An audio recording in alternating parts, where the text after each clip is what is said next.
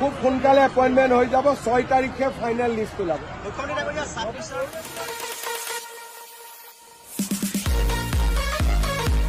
মই 2 এদিনতে ডেটবিলাক ঘোষণা কৰি দিম আমাৰ ৰেণ্ডমাইজেশ্যন বুলি কয় ৰেণ্ডমাইজেশ্যনৰ কাম চলি আছে তাৰ পৰা পোষ্টিঙৰ কাম চলিব প্ৰায় 10-15 দিনৰ এটা প্ৰক্ৰিয়া আছে নৱেম্বৰ অক্টোবৰ মাহটো আমি কোনো কাম কৰিব পৰা নাই সকলোৰে আপোনালোক সকলোৱে জানে পৰিৱেশ নৱেম্বৰত আমি নিযুক্তিৰ প্ৰক্ৰিয়া আৰম্ভ কৰিম ডিচেম্বৰত আমি শেষ কৰিম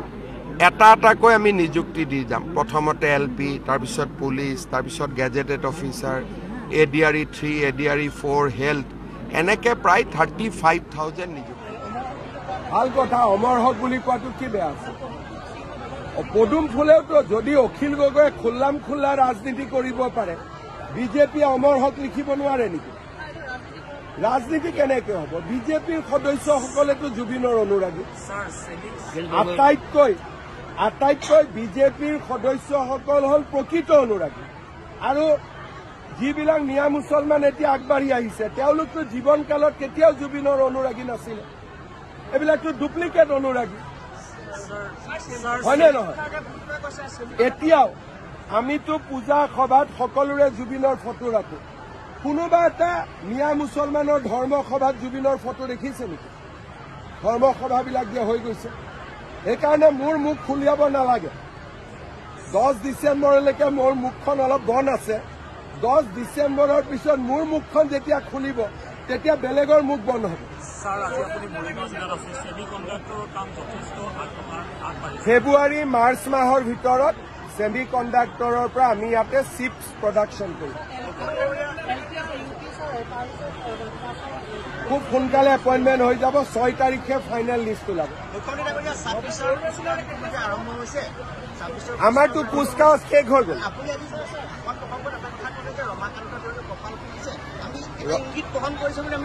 ৰমা দেউৰীক মই কি ইংগিত দিম ৰমা দেউৰীয়ে নিজে কৈ দিলে বিজেপিকো দিবি মোকো দিবি বুলি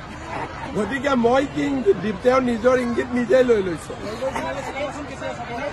মই আৰামত চাম ৰাইজক কষ্ট দি নাচাওঁ কাৰণ মোৰ ইয়াৰ পৰা পলিটিকেল মাইলেজ ল'বলগীয়া নাই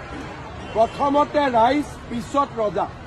গতিকে ৰাইজে আগত চাব মই পিছত চাম যিসকলে ভাবে মই ৰজা হ'ব লাগে তেওঁলোকে আগতে গৈ চাইছে সেই চিটকেইটা কোনোবা সাধাৰণ ৰাইজে পালেহেঁতেন তেওঁলোকে পালি পহৰীয়া লৈ গৈ দখল কৰি লৈছে গতিকে সদায় মনত ৰাখিব জুবিন ৰাইজৰ সম্পত্তি আছিল ৰজাৰ সম্পত্তি নাছিল গতিকে ৰজা পিছত থাকিব ৰাইজ আগত থাকিব যিসকলক ভোট লাগে তেওঁলোক আগত গৈছে মোকতো তেনেকুৱা ভোট নালাগে সেইকাৰণে তেওঁলোকে কালি চোৱাৰ কাৰণে কিমান সাধাৰণ মানুহে চাব নোৱাৰিলে কোনোবাই 200টা টিকট লৈ লৈছে কোনোবাই 300টা টিকট লৈ লৈছে গতিকে ৰজাই লাষ্টৰ লাইনত থিয় হ'ব শিকিব লাগে ৰজা কেতিয়াও ৰজা কক মন্ত্ৰী কক বিধায়ক কক তেওঁলোকে লাষ্টৰ লাইনত থিয় হ'ব লাগে কেতিয়াও ফাৰ্ষ্টৰ লাইনত থিয় হ'ব নালাগে ৰাইজে প্ৰথম চাব লাষ্টত মই চাম সমান দৰমহাটো যিমান দিব পাৰোঁ আমি দিয়ে আছোঁ প্ৰতিবাদটো থাকিবই মানুহৰতো অভাৱ শেষ নাই খৰচো বাঢ়িছে গতিকে চৰকাৰে যিমান কৰিব পাৰে কৰি থাকিব মইতো শুনা নাই ভাই তেনেকুৱা ক'ত আছে মই নাজানো বাতৰি কাকতৰ কথা ফটক কৰি কিয় বিশ্বাস কৰে আপোনালোকেতো নিজেই মেডিয়া আৰু মেডিয়াত কেনেকুৱা খবৰ আহি থাকেতো আপোনালোকে জানে পুৰণি অৰুণোদয় ঘৰত চাকৰি হৈছে কিবা হৈছে গতিকে আবেদন কৰিব লাগে এতিয়াও 4,000 আমি দি থৈ গলো আবেদন কৰক হ'ব ধন্যবাদ